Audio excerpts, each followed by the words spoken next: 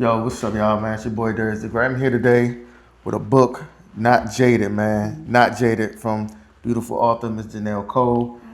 Tell us about this book. So Not Jaded is a DC-based book. It's urban fiction. It is based in Lincoln Heights. It's actually a story that I wrote 20 years ago that was based off of dreams that I had. And I put it to paper and just life be lifing. So here I am in 2026. I've released it. And so far it's getting a lot of feedback. And people are asking for a part 2. So I have started to do the part 2. What's the premise of the book? I love the artwork on Thank it. What's you. the premise of it? I'm actually from that side of DC, Northeast. What's the premise and what was the plot of the book? So the plot of the book basically, my main character just goes through a whirlwind of different things that she experiences from growing up in the hood in DC. And just her mom is a crackhead. So the story starts out where her mom is trying to sell her virginity for crack. Wow. So she goes through all kinds of twists and turns. This is an emotional roller coaster. You're going to laugh, you're going to cry, you're going to wonder, you're going to think. It turns you upside down and back over. It's great read. So where can they purchase this book? It can be purchased on Amazon. You can purchase directly from me. I'm on Facebook. My name is Janelle Cole. I'm on IG at not _jaded DC. I'm a little weird with IG because I'm still kind of trying to learn it. I'm a little older. Learn it, man. You gotta learn But it. Facebook, I'm on Facebook. But I am doing a little better with my IG. Yeah, and tap in. I've read some of the book, man. It's definitely thrilling, definitely heart-wrenching, emotionally evoking. You know what I'm saying? It's going to evoke some type of emotion, either good or bad, but you're going to feel something. To support local artists, man. We always here supporting at the Dichotomy Podcast. And also, if you need any promos, anything, you can holler at me at the Dichotomy Podcast.com. Email us and we'll hook you up. All right, peace. What's up, y'all? Back again. Once again, we back at home, Dichotomy Podcast. You see, last week we were in Riverdale. Shout out to my man Stacks, to my man Floyd, Riverdale Day. Shout out to my man Smart, NYC. Today, we have a good, great, beautiful guest, man. I've been a fan of this woman for a long time online, getting inspiration. When you think about, she's just like a lifestyle connoisseur, you know what I mean? Like, if you don't get inspiration, when you look at her, when I look at you, Miss Kim, I think of good credit, alkaline, you know what I'm saying? Great pH balance. Yeah. Like, she don't consume high fructose corn syrup. You know what I mean? She's eating wild caught salmon, not your farm raised. It's just lifestyle, you know. Miss Kim Rice, how are you doing? I'm doing great. Thank you so much for having me here today. I appreciate it. So been a big fan for a long time. You like a Renaissance woman. You do so many things I didn't know you were an artist. I knew you from the real estate, to the furs, you know, and just always kind of just being on the same. So tell us about yourself. How would you describe yourself? How would I describe myself? Well, I would say I'm sort of like a butterfly. And I enjoy meeting people, having great conversations. I like nice things, good energy. I'm just a basket full of joy. Okay. You know, I do things that I feel like I'm aligned with. I enjoy my real estate business. I like traveling the world. I absolutely enjoy my fashion business, which focuses on fur. And my art. So that's sort of the overall view in terms of who I am. Well, would you consider yourself a tastemaker? I would. Okay. I would. Okay. And that's come with just over the years, I have always just attracted people and been able to have different experiences with people from all walks of life. Okay. I've done all kinds of events and parties and this and that. So it's been quite an evolution. I got a term for you. I just literally just thought of a cultural conduit. Okay, a cultural conduit, right? Like the energy just flow through you and culture and everything. Yeah. So let's take this back. Let's take it to the beginning. Where you from here originally, Washington, D.C.? I'm born in Georgetown Hospital. Okay, where we at? All right. Born and raised right here. Grew up mostly in Northwest, uptown. Okay. You got an uptown aura about you. Yeah. What I used to live, like when I was really little, we lived in Southeast on Naylor Road. Okay. So is that where you grew up primarily? Like, what your formative years was it? Northwest. Northwest. Okay. Like very early years in Southeast. Then we moved to Northeast, right, Ridge Park near Fort Tottenham. Yeah. So we were there. That's like on the cusp, Northwest, Northeast. Exactly. Yeah. So I was over there, and then when I was probably like 10, 11 years old, that's when we moved uptown, and I grew up all the upper years uptown Northwest. Okay, so take us from the beginning. Like, how was it growing up? You know, let me ask you something without your age. Are you Petey Green? No, not Petey Green. But I knew I remember my mom knew Petey Green. Are you Jim Vance era DC? I remember Jim Vance. What era are we talking about? I'm definitely a Marion Barry summer job. Okay. I was getting them checks, getting my hair done every week with the big uptown hard curls. All right, so you okay, all right, so take us, how was it growing up in DC during your years and your youth? Like, what was your experiences like? Oh, DC was fantastic. I mean, the city we had a great time. Like, life was so different. This was before social media and all the false pretenses, and people were just, the women were gorgeous naturally.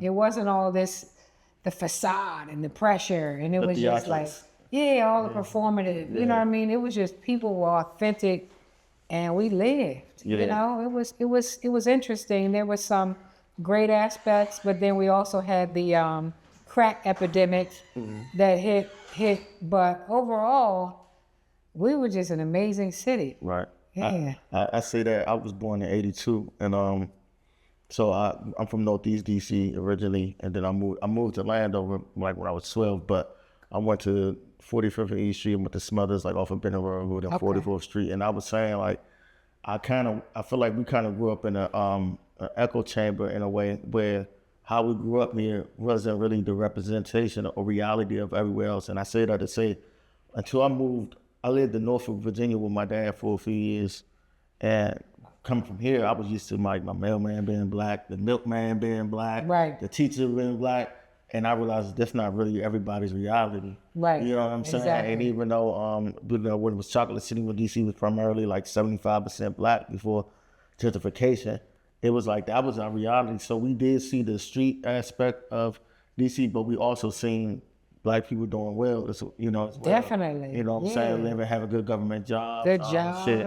You want to talk about nepotism? DC, it ran on nepotism, which I'm not against nepotism, but it was just saying we had a power, we had an infrastructure. How was your experience growing up? Did you come from that aspect of like kind of middle class, or was it a struggle for you? What was your dynamic? So I had a bit of both. I won't say that it was like really, really hardcore struggle, but some people might deem it as hardcore struggle. I would say it's weird because my mom was a hustler. So she's like a gangster, but she also had a duality going on where she had a school of performing arts. So I grew up in the arts where it was like mandatory ballet, tap, jazz, piano and everything. So I went to a very small private school, which you had to pay for back then. And it was very pricey back then. So I had that going on, but then there were times where she would go to prison and, we would lose our home and we sleeping on the floor. And it was real drastic for me.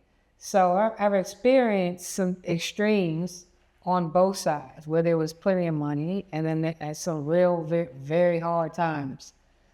So I've kind of dealt with each end of the spectrum. But I know when I grew up, there were a lot of black business owners, like everywhere you look. Yeah, the salon, like where my mom had her shop, next door there was a beauty salon. What area this was in Northeast, on South Dakota Avenue. It's South Dakota, where she was, it doesn't exist anymore. It's like Riggs Road, and they shut it off and built condos where the Walmart. Yeah, as I was having you talking about. So she was there. She had an opportunity to buy that whole strip for $1 million back in the day, but she went away to prison. Now it was worth probably like maybe 30 million when they sold that whole development piece. Wow. But she went away to prison. She was in the midst of actually buying that strip. So back then, like next door, Mr. Johnny had a barbershop. Everybody came to Johnny. His son was David. Then there was Mr. Venuta had a flower shop, but he was like the only white person on that whole little corridor. Right. The laundromat owner was a black family. The barbershop, the beauty salon, everywhere. Like it was families thriving with good jobs, whether military, business owners, you name it. And we saw families doing well. Right. But I do believe that I know that the crack epidemic really it caused a lot of harm, and I witnessed it firsthand. Yeah. Speaking of gentrification, you know, you've been in real estate. What's your feelings on gentrification? How you feel about it? It's a mixed bag for me because I've had people come on my page, like my professional page, and they're like, "Oh, you one of those people, you know, you just want to take from us. You know, shame on you." Mm-hmm. But this is my take on it, right? We have to be accountable for what we're teaching our children. You know what I mean? Because I got clients, and I would say the bulk of my investor clients, they're Persians, Indians, Turkish, a lot of Europeans. And me working with them and developing relationships with them, the mindset is so different than when I'm seeing, you know, our people, and I don't like that for us. So I spent 5 years volunteering teaching the HPAP program to get people like, listen, we got to get on board. I did that for 5 years. But until we start at a young age planting the seeds for our children to make them understand that dynamic of, you know, generational wealth, and we keep ours, we don't sell ours. We promote stuff like the new Jordans and the gold chain, and we promote things that children start to value that have nothing to do with the long game. Right. Whereas though the Persians and the Indians and the Europeans, they're like, you know, oh, it's immediate, like that's unheard of. Jewish, no, we keeping that shit in the family forever. It's crazy. Like, so you can't be mad at a business owner for making money. And I'm not going to these people and say, hey, let's buy these black people out and buy my people. As light as I am, I want y'all to know. You probably know I am black. But like, I don't ever promote that. So when I always try to have the conversation, if I can, like, why don't you rethink this? Like your grandmother, you know, left you this. A lot of time, I would say as much as 90% of the time, they like, nah, fuck that, I want my bread. Right. Within, people ain't even cold in the ground yet. Right. So somebody's going to buy it. Yeah. I'm a businesswoman. I'm going to make my coin. Yeah. So you think I'm not going to get the sale done and do the rehab and put it back? So that's not my fault. You know, piggybacking all of that, one of my biggest issues, I'm a very fair, objective, empathetic, optimistic person. But the one thing that really hurts, that gets me real like tight, I hate virtual signaling, and I hate. You hate what? Virtual signaling, and I hate pseudo morality, right? Convenient morality. When it's cool for you. Yeah, and I feel like a lot of that is really prevalent in our community, in the Black community. Also, we have a sense of entitlement, right? And then also you know, not to offend no one, but I'm gonna say it with my chest. A little emotional immaturity. Yeah. Like the way we see the world is not the way the world really is. Yeah. And if you're, we live in a capitalistic society. We live in America's for sale. They try to make you feel bad for being ambitious or bad for being, like you said, a businesswoman. It's like, you know, it's nothing virtuous about being poor or being broke. You know what I'm saying? And some people want to apologize for their success. Yeah, and it's like, crazy to me. Yeah, it's crazy to me.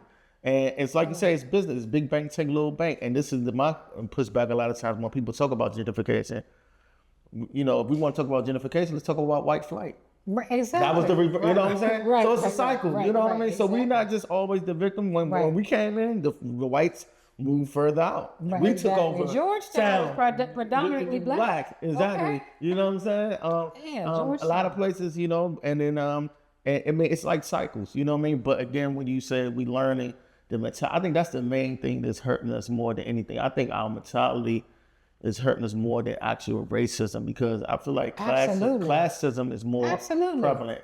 The rich support the rich and the have versus the have not. And I read this book called The Jewish Phenomenon. It was a great book. And it basically talk about, like you said, the mindset. On birthdays, they don't really buy gifts. They gift you with money or properties or things of that nature. Something that's going to continue to escalate, appreciating value. Exactly. And they're not buying no Jordan. They're not like, maybe because they're super wealthy and they're like, that's just one other thing. But the most of it is not. And there's nothing wrong with having nice things, you know what I'm saying? Because I love nice things. Absolutely. But it's like we kind of got it backwards. We want to look the part before we be the part. Yeah, they want to look rich and be broke. Right, exactly. Yeah, and that's not, but I believe fully, and I know that everything is mindset and energy. If we have the right mindset, we can fix us. You know what I'm saying? Like, racism definitely exists. Right. But we're here, right? If we focus on fixing us, the closer you are to the problem, the closer you are really to the solution. Right. So if we can start fixing us and doing that, then we could be unstoppable. We can't blame somebody. We have so much power. Right. You know what I mean? And we have to stop giving our power away and having those conversations. We gotta save our future. No. And it's just dwindling and dwindling the more we start to value ourselves based on money or material possessions. We got to really break that, because it's the new slavery. No, that's a fact. Yeah. That's a fact. Yeah. So back to your original question, as far as gentrification, it's a mixed bag. I don't mind anything improving any neighborhood. Right. Like some things are just fucked up, need to be improved. You know what I'm saying? Like, we don't need a Popeyes and a liquor store in every corner. Nah, that's a fact. We don't need that. But I know also we don't need a bunch of white folks coming in and just changing everything go-go. Yeah. So there has to be a balance and a level of respect. And we need to be able to articulate that and not come off as like we're being violent and this and this. It's so much. We could talk all day about it, but I'm all for gentrification within, certain. Yeah, within reason. Yeah, it's so funny you say that, because I'm gonna say something. So I'm from, like I said, 45th East Street, around there. Lincoln Heights is near. And one day I was driving in Lincoln Heights, and I kind of looked at it and I said, "Damn, this kind of look fucked up." And the reason I said it, now young, when you're young, you love the hood, we used to go to Lincoln Heights pool. I went to Kelly Miller and all that. But when I say it looked so outdated, it looked like some slave shit. You know what I'm saying? Because it was just look outdated. Right. And I'm like, damn. And it's like, it dawned on me. I'm like, but when people are used to living in this condition, it's normal to them. Right. So when you take it away from it, it's almost, you feel like you're taking something from them, even though something new can be improved. Way better. You know what I'm saying? But it's almost, but it's like this like, and I'm like, damn. So, so, with the gentrification thing, I agree with you. I feel like it's good, positive aspects, and there's aspects that's not so positive about it. So, you said your mom went to prison. When did she go to prison? When? She was in and out of prison. Like the first time she went away, I was probably like maybe 9 or 10. About 9 or 10, something like that. That was the first time she went away. Okay. Yep. And let's fast forward. So in the 80s, you was talking about the crack era. When did you kind of really get privy to what was going on in DC during the crack era? Like, what year was it? Or do you remember a specific time or event that made you realize what era of time you were living in? It was the early 80s. It was like the very early 80s because my mom being in that business and she had just come out of like some rock bottoms. And it's like, I don't know what happened, but she developed a mindset of like, I don't care about nothing. I'm never going to be broke again. And I'll never struggle again. Like she was really on and it wasn't good. She was just on a mission. And I still don't know what like drove that behavior. So I started noticing like all these people hanging out in my house. Right. And then I was a little girl and looking at them like use cans to make like crack, like smoking devices. Pipes, yeah. And punching holes. So I'm watching this as a little kid, right? And these were like respectable people. And it was just like so much to take in. And then you had people who were snorting. So psychologically, I'm taking all this in like, oh, that person is like in the window and paranoid. Right. This person is like walking around. So I'm like, it must be a difference in them smoking and doing that. Right. Then we had a house full of like on another area, somebody might be shooting dope. So she was doing all kind of stuff. So she had a whole buffet Yeah, so it was a lot going on. And it made me aware because then I started to take in the fact that a woman might come to our house like, I know my husband in there, he been gone for a week. Like literally he's in our basement. Right. So I'm starting to see all this and understand like, oh, my mom is making money off these people. Like they're here and she doesn't want them to go home. Right. Because they're like live-in money, you know? So I started to notice that people started to look different. Their lives started to deteriorate. Their families were starting to be broken. And then it started to be a whole neighborhood thing. Riggs Park, if anybody you know lived in Riggs Park, this was all over DC, but I was living in Riggs Park then. Yeah. Man, that neighborhood went down. Right. Like it went down so bad. And these were like well-to-do families. And Riggs Park was like black suburban. Well-to-do families. And a lot of the parents' kids ended up on crack. So many people died. So many people.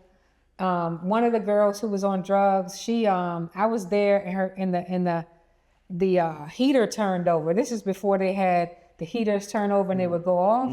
They were in the house shooting dope, and her newborn baby was upstairs, and the heater fell over and caught on fire on the blanket, and the house burned and the baby died. Wow. Like I'm talking severe things happened. So I was always like I always studied people. Right. You know what I mean? Still now it's this thing within me, like I take it all in and dissect and like to a fault.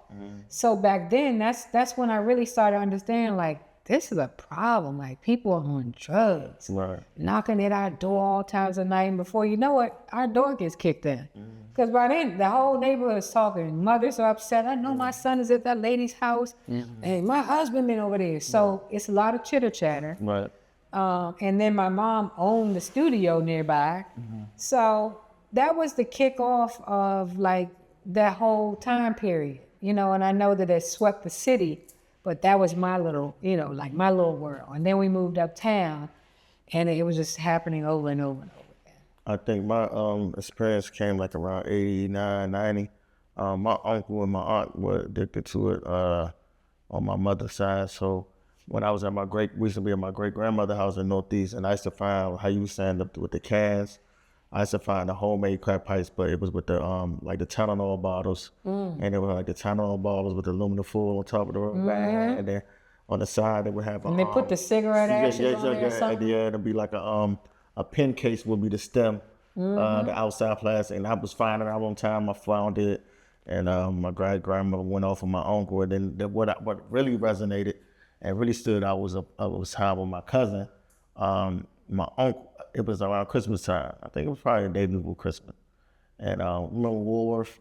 You know, of course, yeah. J.C. Penney, Woolworth, J.C. Murphy. Yeah. So my uncle sold his son toys the day before Christmas to get a fix. And I remember the whole house was just like going off on him, and he just looked pathetic. And then they had to like put their money up to go out to replace the toys to give to my. And at that young age, man, even though I was like 8 years old, I was like, you know, I knew it was that like you said, this is a problem. Like, devastating. Yeah. So this was like around 89, 90. So let's bring it to 91. Well, you were in your, how old were you in 91? 91 was the year I graduated from high school. Okay. So so I could count and calculate. So you already told me when you was born. Right. You know what I'm saying? I don't want to say your age. Right. But, that's all. I'm talking about every day, man. So you keep living, 73? Yeah, you keep living, you're going to get there 73. So you kind of grew up in some Wow. So your teenage years was really in the midst of it, in the midst of the storm. So I'm bringing back to '91. That year was DC had like 500 murders. I think It that was was the murder crazy. capital. What high school did you go to? I went to a small private school called Somerset School. Okay. So it was uptown on 16th Street Northwest, but my school, if it was a public school, it would have been Roosevelt Coolidge. I was like right in the middle. Okay. So take it to that time, like in '91. Like, were you involved in the streets? Were you dating somebody in the streets? What do you remember from that year in particular? And the only reason I say that because two things happened. Like I said, DC was the murder capital in '91. Alpo got locked up down here in '91. That was a big deal. I remember that as a kid. People talking about. I didn't know who he was, but I kept hearing people discuss that. What was that time like from your perspective and your Like 91? Yeah, '91, like that year in particular. Redskins won the Super Bowl that year. So that was the year I graduated. That was a very tough year. And my sister was dating like a kingpin drug dealer in the city who eventually got killed. And my mom was in prison and she didn't make it to my high school graduation. She just came home like maybe 2 days after or something like that. So it was very sad for me. And we were also going to foreclose on our house. Wow. And at that time, my mom and my sister weren't really speaking, so I had to kind of keep it on the hush from my sister because her boyfriend would have gave us the money. Right. So it was a sad time for me because I was kind of alone and basically kind of raising my little brother. My little brother is 7 years younger than me. So we were kind of alone, but I was used to being alone with him at that point. We had been through that so many times. Right. So I wasn't dating anybody in the street. Like I was just kind of, I wasn't the girl that I am now. Like I didn't have a lot of confidence. I was smart and savvy though. But I was kind of down on myself because I was so lighter than everybody in the neighborhood, dealing with that. My mom is in prison and then I was chubby. It was just a lot going on and my mom was away. So I was kind of like depressed, but in survival mode. Right. So when my mom came home, we were foreclosing. And I knew like I was so sick of it. I'm like, I don't want to go with her, because she was going to go to somebody's house. And then she left there and went to her studio. The studio saved us so many times, the School of Performing Arts, because we could go there and line up stuff on the floor and we'd have to bathe in the sink, you know what I'm saying? And make meals in the microwave. So people didn't know we were living there, So I made up my mind, like, I'm not going with her. I knew she was getting out. We were going to lose the house. And I went and moved to a house that I rented a room and I started hustling because she taught me everything. She would make me. She made me like, if somebody come out here, they're going to give you this amount of money. Right. So she was she was very firm and I was like afraid of her, So I learned all those things from her. And I was just trying to figure out like, how am I survive? Like I got to pay the room rent. It was like every week the room bill was due. I went to UDC and was taking out mortuary science because I thought I wanted to go into forensics. And like I had little bills, like I was just out there. So I started trying to sell weed. I didn't like that. And then I started selling cocaine. Sound like me. So, and I learned very early, like I didn't want to sell like crack for long because it was like, it was a whole different feeling than me selling cocaine. More upscale clientele. Very much so. So I connected with that because my clientele, these were people I was learning from. Right. And I'm like, wow, they have a business. Like this a lawyer, like, so it was just different.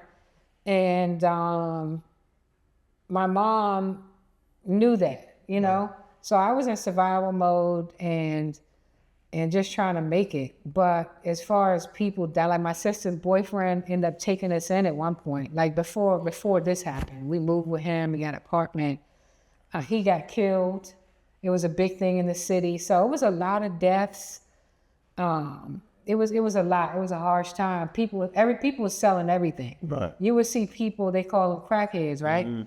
like women selling their bodies, walking up and down the street in the middle of the night. It was this one lady, they used to call her Olive Oil. And they knew, like, here come Olive Oil. She would have people's plants off their porch and sell all the plants and furniture. Why did they call her Olive Oil? Because she looked just like Olive Oil. Like Popeyes? Yeah, she looked just like Olive Oil. Like, she looked like Olive Oil. So everybody would be like Olive Oil. So a lot of people knew my mom was like the plug. So they didn't want to approach her. So my friends who were like my homeboys, guys I was cool with, I'm like, oh, I can make some money and just go to my mom and do something with them. And that's just how it started. But it was an interesting time in the city. It was an interesting time. So and hard for me. You made a good, interesting point that I wanted to talk about. You talking about you being light skinned. We had Don't Call Me White Girl Mona up here, and we were talking about colorism in the Black community, and she was basically saying she don't think lighter people could suffer from colorism. She think it's the only thing. Yeah, I don't agree. She said, wait a minute. She said she don't think light-skinned people can suffer from colorism? She think it's only, I guess, because, you being lighter, it comes with more privileges versus being a bigger, like she said, she feel like nobody has it the harder than a big, black, dark-skinned woman. But I pushed back. I was like, I disagree because it's all relative. Yeah, it's relative. It's just different sides. What you can withstand might be something more than what I can withstand. Right. You know what I'm saying? You call one woman a bitch, it's like whatever, and another woman, she gonna go out and cry, and It's subjective. For me, I think to have that, I don't know her. She's probably got she always probably had tough skin. Right. For me, I wanted to fit in. Right. Like I wanted to fit in. Like I'm living, my mom doing this. It was a secret. I was embarrassed. I couldn't have company. My escape was music. I could just sit in my room and mess with music and write, so I didn't have no life really, so then I'm at a private school with predominantly white people. Right. So that furthered like, she this and so I'm like, I just want to fit in. I want somebody to like me. Right. I wanted somebody to at least like me or seem like they cared about me. Right. And that came with a lot of poor decision makings and relationships. Like I would be with guys and I just wanted somebody to like me, right. You was looking for that validation. Absolutely. So back then, they would call me like, oh, white bitch. You know what I mean? Like they used to call me Benny. What's the comedian? Benny Hill. That's crazy. Like they would just go Miss Piggy because I was chubby.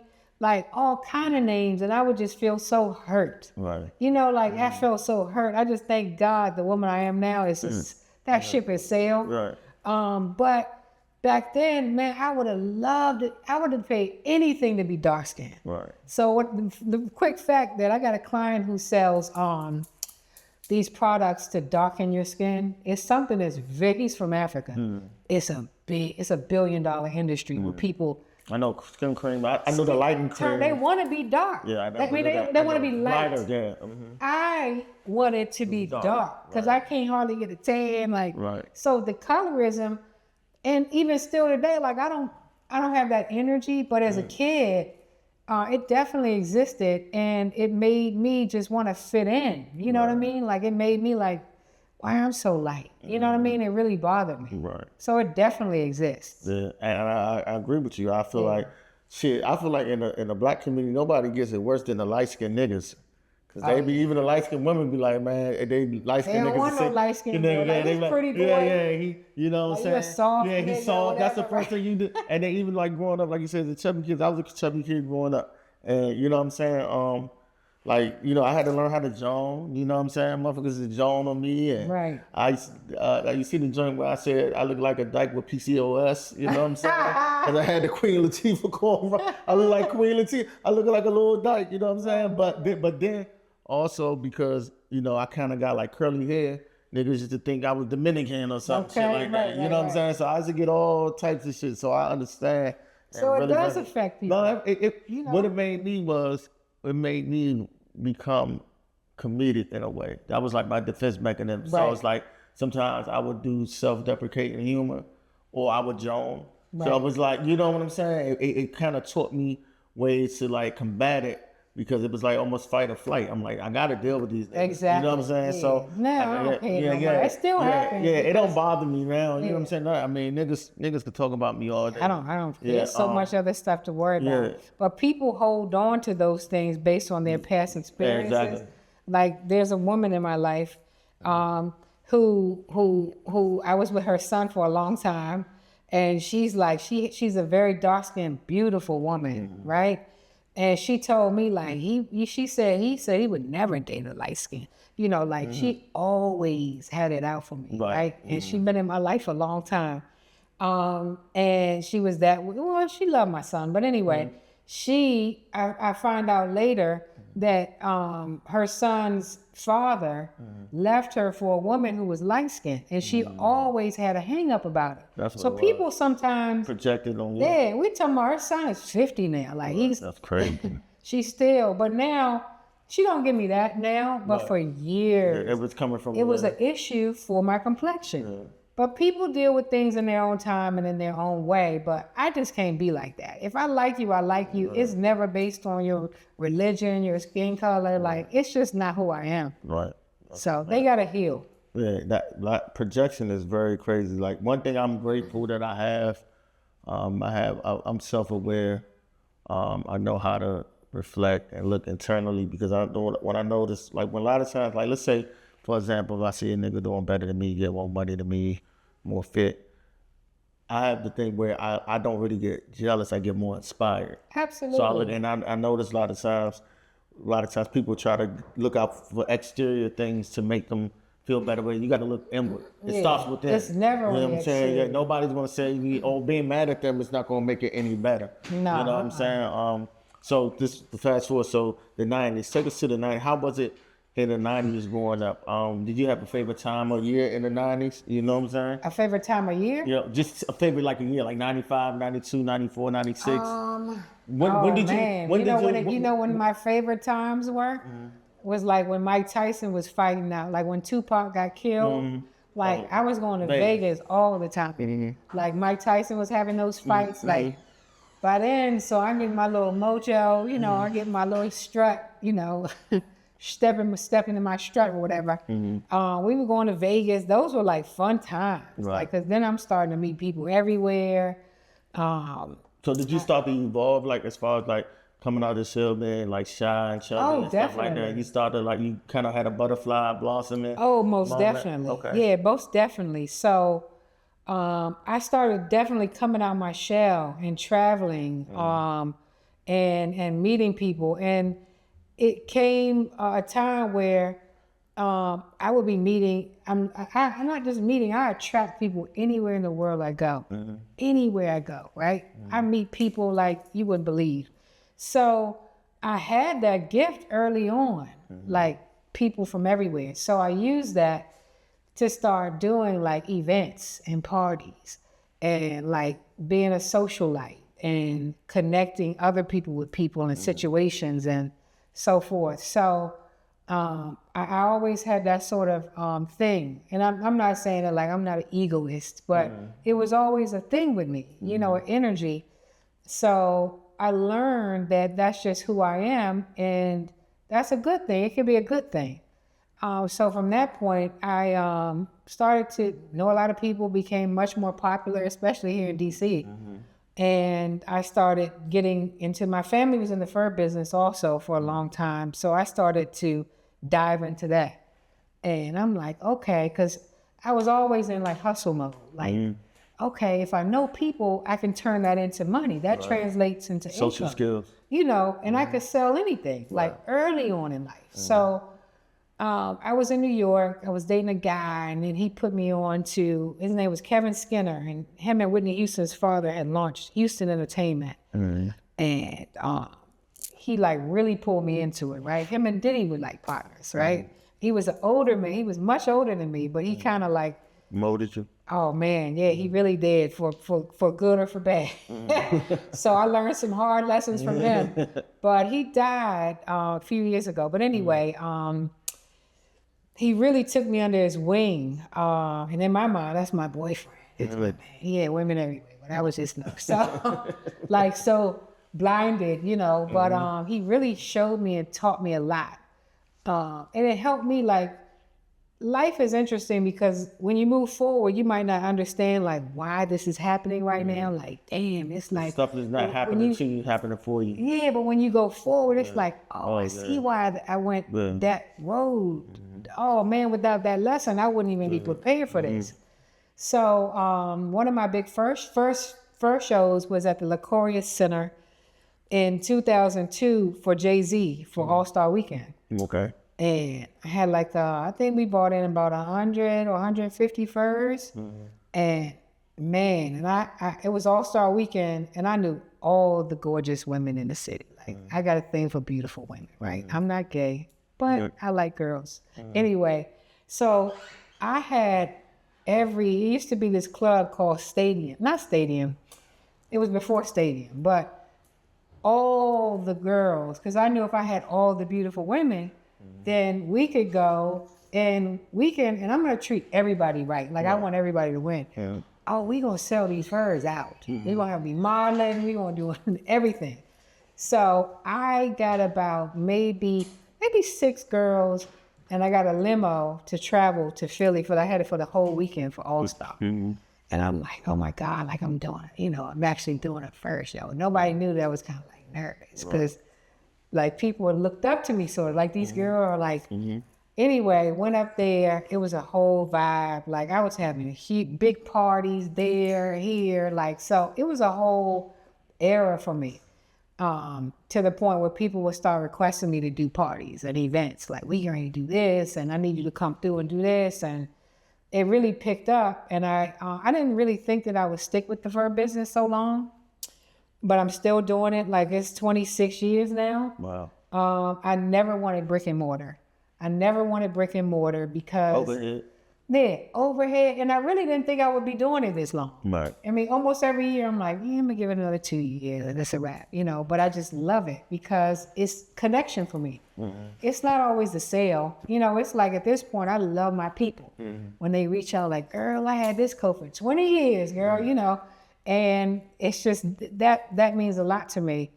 And the overhead, when you're talking about high-end luxury, you need a certain type of aesthetic in real estate. I can't just throw up a fur shop in the hood because it's not gonna work. Yeah. It don't align. And when you lock into that, you're looking, okay, a 10-year lease, minimum $10,000 a month. I need security, insurance, this and this. I don't want to be that connected. I like to grab and go. I like to get my money, and I'm not so attached to a situation like that. So I do pop-ups. I've done Super Bowl, All-Star. Like, I do that, the mega churches. And online came, social media came. So I really, really, really enjoy that. So I've done that for quite a while. So during this time when you was doing, did you start playing the streets this time, during this time? Were you in the streets, involved in the streets during this era of 2000? At that time? Yeah. I still was, but people really didn't know it. Right. Yeah, I still was. I mean, I can admit that now. Right. Because that's like my past life. Statute of limitations. Absolutely, like totally my past life. But it was never something that the girls that would hang out, there's never something that they knew. Okay. So you was talking about, you know, legal issues with your mom. Did you face any legal issues yourself? Yep. I actually got called in on her case, the most recent case where she just came home. I told you she was serving life. And I got arrested on her case for something I really didn't even have anything. I mean, I was implicated. Was it a conspiracy? It was a conspiracy, and it was like a 2-part conspiracy. And one side was like a drug side, and the other one had to do with insurance fraud, money laundering, mail fraud, wire fraud, that aspect. So their whole reason for bringing me in because I was going to be a key witness. You know, they wanted me to be like the big bomb to drop to testify against my mom. I never did that. And I refused to do that. So I ate the charges. You know, I'm like, I never did that. So they brought me in for a proffer and like, oh, they badger you in the feds. This was Greenbelt Courthouse. And I'll never forget the day I was arrested. My daughter's father got arrested. He ended up leaving for almost 2 decades. He was gone my daughter's whole life for this case. My mom went away. It was like 31 people, and she was at the top of the indictment. People in California, New York, Florida, like all over. And she was at the top of this two-sided in conspiracy. So I ended up, they tried to stick me with a drug charge, but they were never able to, because I didn't have any, at this point, me and my mom weren't even speaking at that point. When she, you know, that's a whole nother story, but we weren't even really speaking. We had a bad fallout, and I didn't have anything to do with her in that aspect, in that world. We had been stopped doing any business, anything. So they didn't have any reason to have me on a drug charge. There was nothing showing that I had anything to do with that. But my name was on these documents because some of the people who she insured, she had a lot of insurance policies. And she's like a mastermind at getting money. So a lot of the people she knew were drug clients who were coming down with illnesses, HIV, they were living reckless, they're drunks, they're gonna walk out and get hit. Like she had a thing like, I'm gonna get him insured and blah, blah, blah. So two people on two different policies, my name was down as the beneficiary. So I got called in for that because they were bank accounts in my name. And even though they saw that I didn't get that money, I got like $10,000 two different times. And back at that time, I'm back and forth to New York, and all I heard, and I don't mean to sound crazy, but back then I was like, oh, 10,000? Okay, bet. Like I didn't care I didn't care at that time. And I wasn't gonna go against my mom because that would have stopped her from getting like whatever big, she was like, matter of fact, I know what it was because it was 100,000 the first time and 180,000 the second time. So they put the whole 280,000 on me for restitution in that case. So that happened. So my charges I ended up getting the felonies, which was life-changing because I had pursued education. I went back to graduate from University of Maryland. I got a degree in business finance. And then I went to GW for international tourism. I didn't graduate from the grad school, but I went. And here I was getting felonies. In my degree, my background, I thought I was going to be a Wall Street girl. You know, like I thought I was going to do stocks. And then I went into financial analytics and strategic planning, but I couldn't keep a job for long. Is your background? Yeah, because some places back then, they were only doing state background checks. So I could slide a little bit. But then if I go somewhere else, they would do a federal check. So then my world was like closing in on me. You know, it was really, it was very, very, very difficult for me. So of course, you know, I ended that life in terms of once all that happened, it's like, oh, I can't possibly be involved in this. I never testified against my mom. They gave her life. They gave several people on the case life. Even the insurance man, I think he had to do 10 years. I got 5 years probation and a $280,000 restitution, and I got a little over a year on the bracelet. And the only reason that I didn't get sent away was because I had a really bad health diagnosis, which was Crohn's disease, right? But I had a very rare kind, and the stress was exacerbated. Oh, sure. And it was so bad for me, like it was really, really bad. And my doctors and all these people wrote in, and the judge read a letter, and he's like, oh, he happened to know it was that, back then it was called the Digestive Disease Consultants, and they kind of saved my life. He's like, oh, this is no fly-by-night. Yeah, this is real. He's like, oh, somebody in his family or something. Yeah. It was all God. You know what I mean? Like for him to even know that group, and he knew somebody that actually went to that group. They were like some scientists from NIH, and they formed this group. So he's like, at first he was like going to send me to Texas or North Carolina to like a federal medical place. And then my lawyer had already had a court-appointed lawyer, and he said, well, you know the spiel, like when he if he said you want to speak, you don't say nothing, you just say no. We went over that, and the man said, do you have anything to say? And it's like something came over me. It was like a power, like, no, I gotta say something, you know? So I stood up, and the lawyer's like, oh, what the fuck? You know what I mean? I was going to sit down, you know, like shut up. You went against the protocol. I did it, and I got up, and I just poured my heart out, like I really poured my heart out and spoke. And the judge was like the whole courtroom was sniffling. And the judge was like, I got to take a break, like a recess. Took the recess, came back, and he's like, I don't know what it is. He used the word agonizing. I don't know what it is about your case, but I've been agonizing for weeks about your case, right? Because before he took the break, the way he was sounding, he was actually talking about these one or the other facility for me to go away. And, my daughter, and I just had my son, because it took years before we got into court to get sentencing. And he came back and was like, he's like, because I had to do a pre-trial, like a interview or something. And a lot was uncovered about some abuse in my prep past and things with my mother. Just a lot came out. So that full evaluation and me talking and just everything, he ended up giving me, he's like, I gotta give you something, because the prosecutor was a beast. Like, she demanded everybody. Did you already do time served? No. Okay. No, there was just years waiting to go to trial, to this hearing. But so anyway, he said 5 years probation, $280,000 restitution, the year on house arrest, and I did that. And then I had a job. I had got a job. They did a state check. They didn't know. For a whole year, I was showing up with the ankle braces. I wore pants every day. Wow. I wore pants every day, and they didn't know.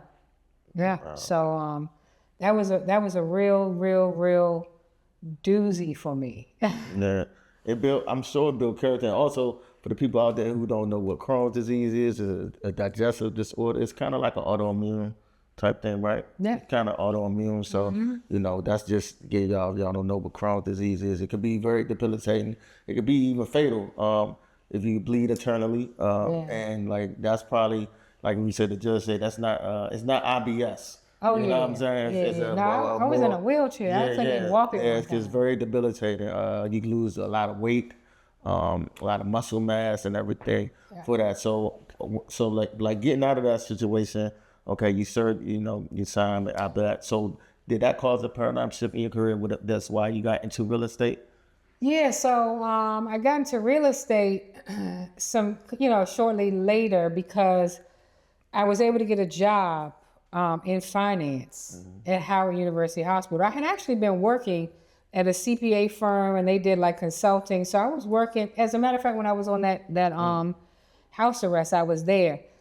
And then I left there and got a job at Howard because I think some time went up, and I think they asked you if it was 7 years or something. So I got the job, and quite frankly, I was just not, I've always been entrepreneur. Right. You know what I mean? It's just who I am. Money on this scene. Yeah, it's like, I just always, had, and I've had my great days and some real low days, but I would rather work for me, even if I have a low day, than have somebody mistreating me, talking down to me, like not appreciating what I bring to the table. So I had this job, and I was doing amazing work, and it was just like a lot of weird shit at Howard. Howard is a whole mess. I was working there in finance, and I hated it. And I was having some little struggles with my health, and they couldn't understand, like, you off again? And I'm like, you're feeling bad, So I'm like, so many people over the years was like, you really need to be in real estate. Like, everybody. Because I was passing off deals like, I know somebody looking for this, and I know an agent. And I'm like, there's no way I want to show people houses. Like, that's not even me. Right. So I sat there on my lunch breaks and studied I did the class online, passed it, went and took the test, got my license, and I left Howard, right? I left Howard and I worked on a business plan to do a business called Innovation Care, which was in-home dialysis. I built this whole business model to do that. But then I'm like, that's not me. Because I like catch and go. You know what I mean? I like transactions and I'm free. Not, and that became too big and too much and so much compliance. I just didn't pursue it. So I did the real estate. It took off very well. And then me being from the city, I knew how to talk to people. I knew how to negotiate. I don't have no problem walking right up to anybody, saying introducing myself at all. So I started getting a lot of houses in the city. And I can say it now because he's passed away. He was one of my clients, my customers. But we always had a rapport, and I always admired him, right? Like, man, you got a house in Potomac, and you own all these business, all these gas stations. And he would always sit with me and talk to me, and he saw something in me. He was a Persian guy, and he was my first investor. Like, I got a house for, I think that first house was like $350,000. And I worked with him and understood how to flip and the materials and pinning foundation and everything. And we sold it for $890,000. So that was the first deal. And after that, it was like boom, boom, like, oh, we about to go here. I know this person passed, this person this. And it was so many people selling their properties. So many people, like DC, and then all these properties turning into condos. So that became, when I first started it, I didn't know what I was doing. And it only took me one deal to be on a team with somebody who took most of the money. Right. And I'm like, oh no, because the deal was like, and my first deal was in DC. I had a Maryland license, then I got DC, and then I got Virginia. And it was like $700,000-$800,000. No, it was about $700,000. Anyway, I was charging 4.5%, which was damn good on the listing agent side, because I did the staging, I cleaned out like I did a whole bunch, because I like to show up and make a good impression and do good work, you know? So it was good money. And the guy who I was on the team with, I was the only person on his team. And he took most of the money. He gave me like $5,000. Like, he got so much money. Like, it was 20, 30. I don't remember what it was, but I knew I wasn't supposed to get. Matter of fact, he gave me like $7,000.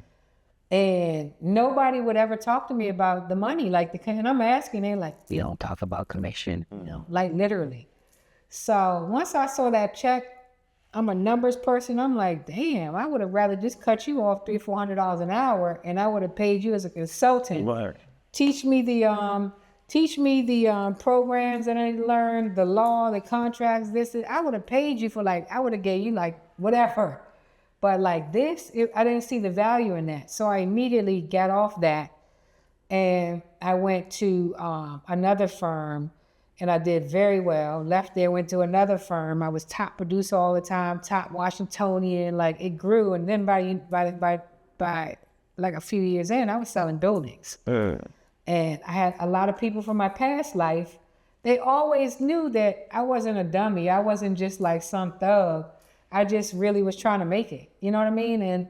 And by way of just conversations, and even that was relationship building for me. It wasn't just like, oh, that's all it was about. Like, I was curious about your success. Like, wow, you do this for your children. And these people started really caring, like being very nice to me, inviting me places, and you build connections and build relationships through this. I always say that. I'd rather build friendships off of business than do business with my friends. Exactly. You know Exactly. You know what I mean? Because I feel like sometimes when you do business with your friends, it can complicate things. Right. But if your common connection is through business, you could develop a friendship over that. For sure. You know what I'm saying? Yeah. I wanted to ask you a question before we move up, because I want to get onto the art aspect of your life. Real estate. Are you familiar with REIT, real estate investment trust? Yeah. That's like an investment, like a stock. Yeah, like a stock, but in real estate. What's your thoughts on that? I was kind of looking at that.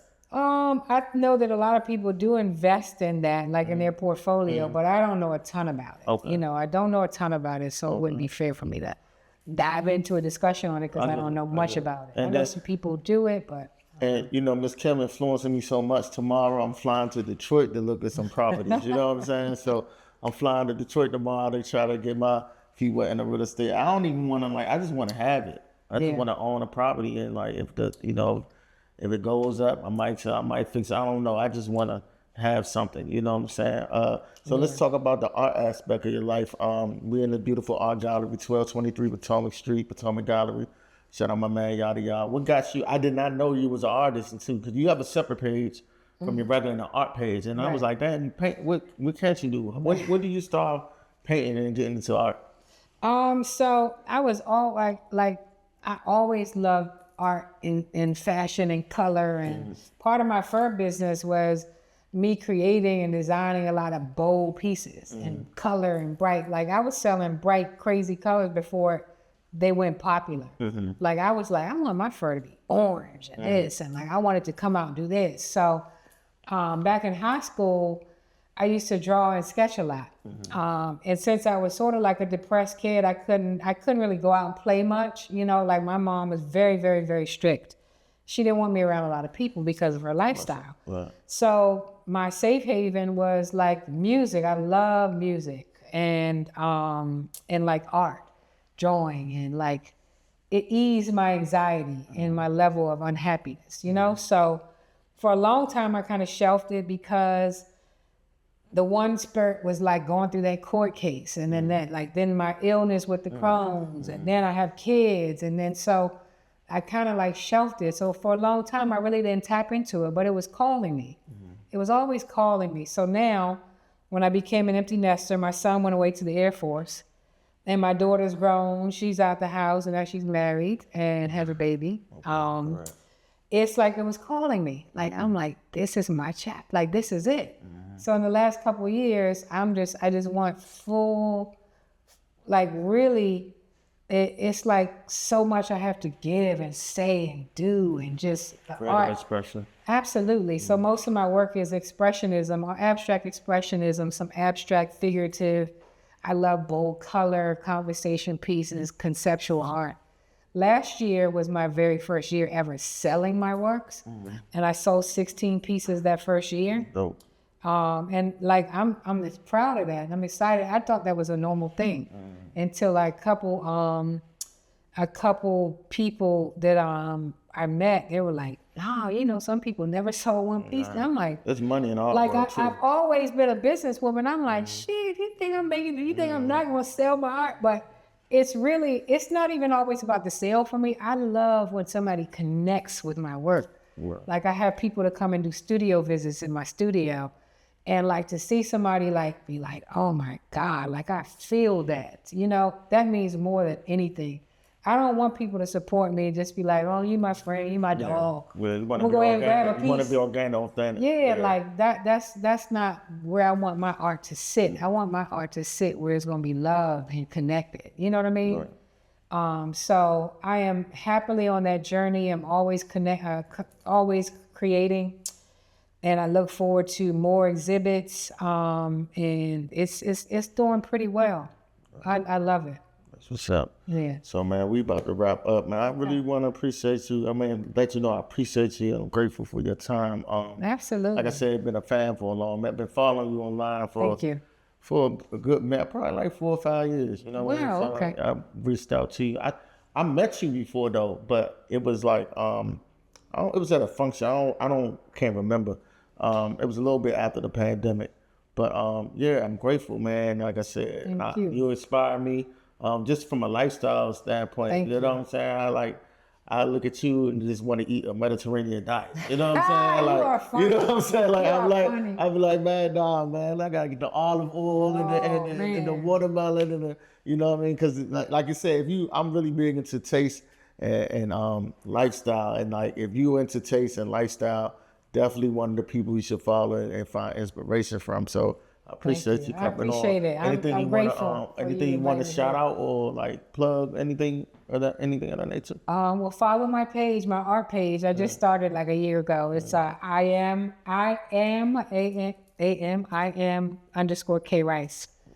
The furs too. My fur page is ambiance, like create the ambiance, but ambiance _ furs. And then my real estate page, which my art page touches on that too, but my real estate page is Kim Rice Real Estate, at Kim Rice Real Estate. I'm with Sotheby's International Realty. Cool, man. So another episode of the Dichotomy Podcast. Follow and subscribe, man, on the YouTube and on the page, _Dichotomy Podcast on IG. All right, peace. Peace.